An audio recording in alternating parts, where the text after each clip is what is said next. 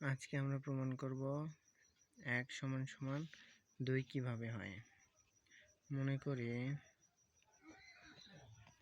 করি x equal y।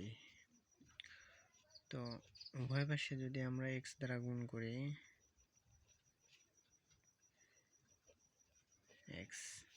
উভয় পক্ষে x দ্বারা গুণ করলে x স্কয়ার সমান xy।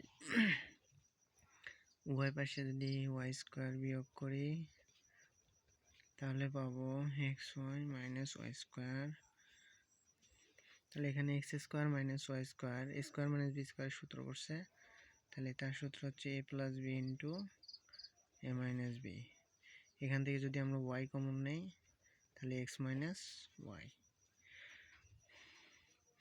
x plus y equal y into x minus y ভাগ x minus y। x minus y যদি কাটা যায় তাহলে x plus y equal y। যেহেতু আমরা x ইকুয়াল y ধরছি, তো আমরা x এর পরিবর্তে y বসাতে পারি y, 2y ইকুয়াল y। তো 2 ইকুয়াল y ভাগ y,